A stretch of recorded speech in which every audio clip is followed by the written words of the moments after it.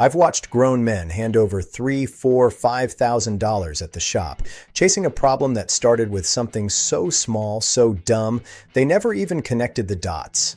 40 plus years around cars, half of it with grease under my fingernails, inside a shop bay, and I've seen a control module fried to a crisp because somebody hooked up jumper cables backwards.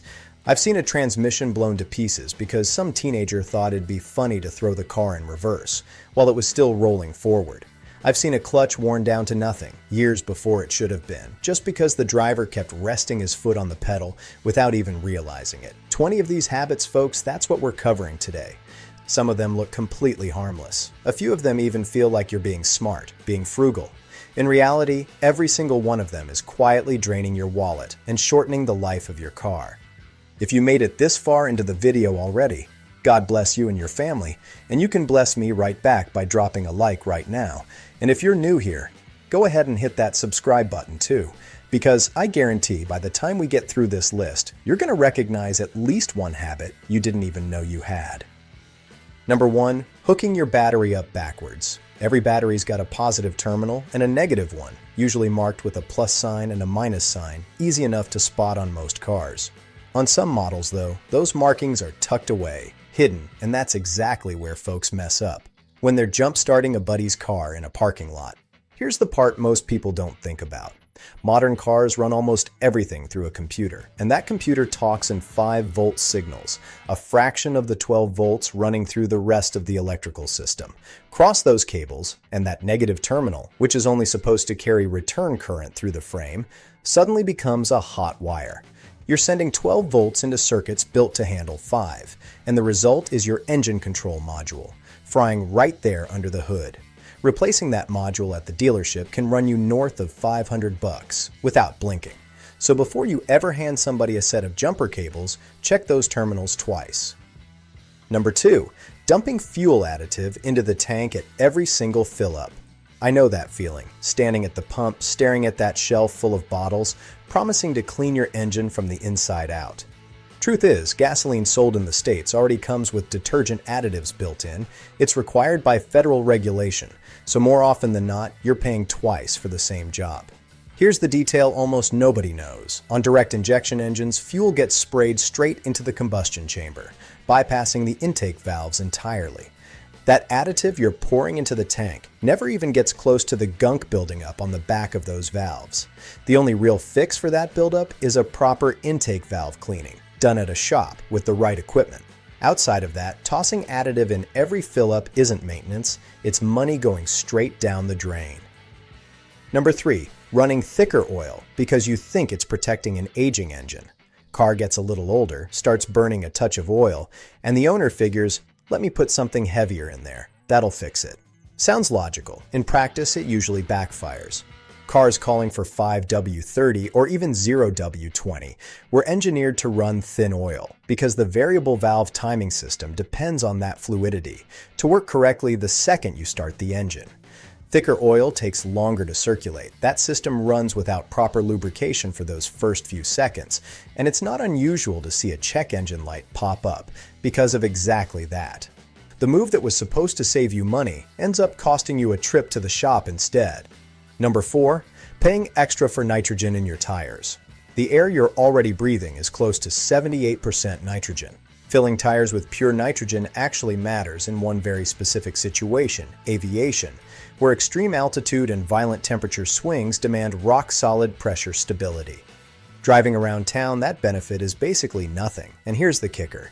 Every tire loses a little air naturally over time, no matter what's inside it. So you're going to end up back at that shop, paying again, or topping it off with regular air and canceling out most of what you paid for in the first place. It's a cost that just doesn't hold up in everyday driving. Number 5, forgetting to change your coolant. Older green coolant needs replacing every few years, while the long-life formulas most cars run today can stretch past 100,000 miles or 7 years, depending on the manufacturer. Here's the thing, if you're planning on keeping this car a while, that deadline is coming, whether you think about it or not, and blowing past it gets expensive fast. Old coolant eats away at the water pump, attacks the cylinder head, and in a car loaded with electronics, it can even generate a parasitic electrical current inside the cooling system itself, one that's fully capable of frying a sensor or a module. Easy way to check it yourself. Touch a multimeter between the coolant and the battery terminal.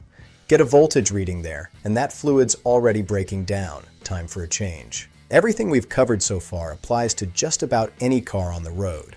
From here on out, we're stepping into territory that hits turbocharged engines specifically, and these motors demand a level of attention most owners never bother giving them. Number 6. Flooring a turbo before it's warmed up. Start the car and immediately punch it. No warm-up, not even 5 seconds of patience. On a turbocharged engine, that's a fast track to premature wear, because the engine oil itself is what lubricates the turbocharger's shaft, and that oil needs a few seconds after startup just to reach it. Hammer the throttle before that happens, and you're spinning that turbo dry, even if it's only for a couple seconds, and that wears the bearing down bit by bit until it starts developing play. Number 7. Running regular oil and stretching the change interval on a turbo motor. A turbocharger spins at insane speeds, and it gets hot enough under hard driving that part of the housing can start to glow. Synthetic oil holds up to that heat without breaking down. Mineral oil doesn't.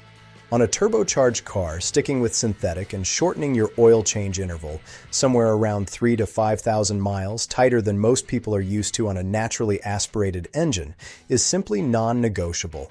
Number 8. Shutting the engine off the second you get home after driving hard. You just got off the highway after leaning on it pretty good, and you killed the engine the moment you park. That turbo is still blazing hot on the inside, and with the engine off, there's no oil, and in a lot of cases no coolant either, circulating through it to pull that heat away. What happens next is the oil sitting inside that turbo starts to cook, forming deposits that mess with lubrication the next time you start the car. 30 seconds of idling before you shut it down solves this completely. Number 9. Ignoring the intercooler. That secondary radiator mounted up front, cooling the air before it enters the engine, deals with its own share of problems: bugs packed into the fins, a plastic bag stuck against it, hoses cracking with age. Any of that restricts airflow, messes with your air-fuel mixture, and the car starts losing power and burning more gas, without the driver ever figuring out why. Worth a quick look now and then, especially if you're logging a lot of highway miles at night. Number 10. Letting the oil and coolant around the turbo stay dirty. A modern turbo spins at thousands of RPM, riding on seals, some lubricated with oil, others cooled with coolant. Contamination in either fluid turns into friction, and friction, right there, chews through that seal fast. When it fails, replacing the turbo itself can run well past a couple $1,000s, and there's an extra headache built in. That turbo is bolted to the exhaust, often welded or rusted solid, after years of heat cycles, which usually means extra exhaust components have to come off just to get it out. Keeping the oil and coolant clean is by far the cheapest way to dodge that whole mess. Number 11. Flooring a turbo car everywhere you go. The whole promise of a turbo engine is delivering more power while burning less fuel than a bigger, naturally aspirated motor. And that advantage disappears completely the moment you drive it with your foot buried in the carpet everywhere you go. I've watched a grandmother get outstanding mileage out of her turbo car just by driving calm and steady, and I've watched some young guy in the exact same model tank his mileage down to barely 12 miles per gallon from nothing but hard acceleration. That power is sitting there, waiting for when you actually need it, but leaning on it constantly trades your fuel economy for extra strain on that turbo, every single time. Moving over to automatic transmissions, there's one habit that seems completely harmless, and it's fully capable of taking out the entire transmission in a single moment of carelessness. Number 12. Driving an automatic through deep water. Every automatic transmission has a vent, a small breather that lets the fluid expand and contract with temperature without building up internal pressure. Drive through floodwater deep enough to cover that vent, and water can actually get pulled straight into the transmission.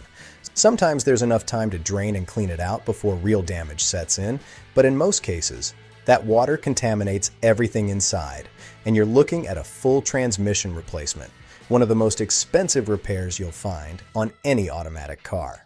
Number 13. Throwing it into reverse while the car is still moving forward. Sounds like something a teenager would try, and more often than not, that's exactly who does it. Some kid learning to drive, deciding to test what happens if they slam the shifter into reverse while the car is still rolling. On a console shifter, that's harder to do by accident, but on column shift setups, the odds of it happening unintentionally go up. The outcome is always the same. The transmission simply can't survive that kind of sudden reversal, and it breaks, sometimes badly enough that fixing an older car just isn't worth the money anymore. Number 14. Sitting in drive for long stretches without shifting to park.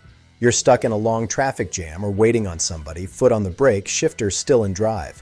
That torque converter keeps working internally the entire time, even while you're standing still, generating heat, and the longer that goes on, the higher the risk of the transmission overheating.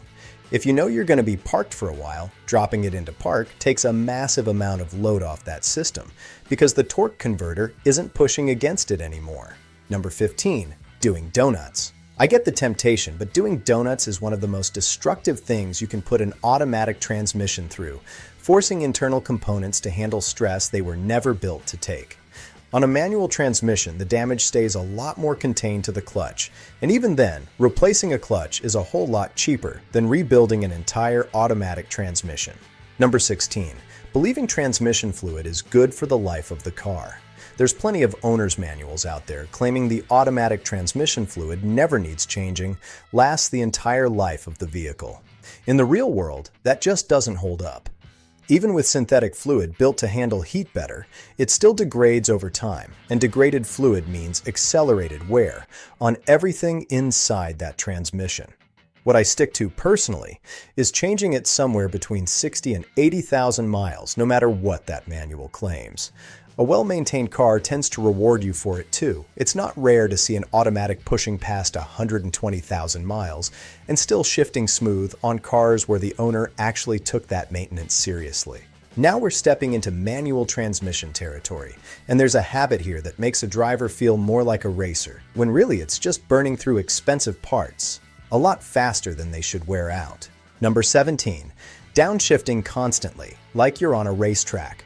A race car driver downshifts to keep the engine locked into a narrow RPM band where power output is at its peak, and on a track that makes complete sense. In everyday traffic, it serves no real purpose beyond accelerating wear on both the engine and the clutch. Brake pads are a lot cheaper to replace than a clutch, so for day-to-day slowing down, use the brake. Aggressive downshifting really only earns its keep in an emergency situation, paired with the brake pedal. Number 18. Resting your foot on the clutch pedal while driving. Had a client of mine, owned a manual BMW, burning through clutches at a rate that just wasn't normal. Rode along with him to figure out what was going on and noticed he kept one foot on the gas and the other one resting on the clutch pedal the entire drive. Told me some driving instructor taught him that habit years back. Press it, use it, take your foot completely off, that's the correct way to drive a manual. Keeping constant contact with that pedal wears the clutch disc down years before its time, and that repair isn't cheap. Number 19. Parking on a hill without setting the parking brake. Throw it in gear, shut the engine off, that's enough, right? Wrong, because it's not uncommon for the car to slip out of gear, or for the engine itself to fail to hold the weight, and next thing you know, the vehicle's rolling on its own.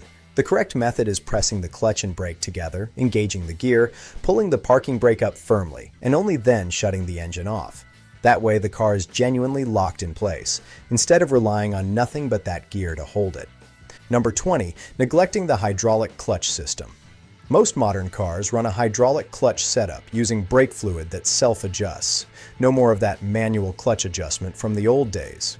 Problem is that fluid gets dirty over time too, and dirty fluid corrodes the internal seals, eventually ruining either the master cylinder or the slave cylinder. On some trucks, that slave cylinder sits mounted inside the transmission housing itself, which means the entire transmission has to come apart, just to replace that one part, easily running north of $1,000 in labor. Flushing that fluid every 2 to 4 years avoids that whole headache for a fraction of the cost. And once it's finally time to replace the clutch disc, once it's worn thin and starting to slip, never just buy the disc by itself. Since it's already a major job that requires pulling the transmission, it makes a lot more sense to install the complete kit, disc, pressure plate, and throwout bearing together, so you're not opening everything back up again in a few months just to replace another part that was already on its way out. At the end of the day, almost every expensive repair that ends up on a shoplift started with some small habit repeated over and over that nobody ever warned the owner about. And if there's one topic here that always splits opinion among car people, it's that whole debate over transmission fluid lasting the life of the car.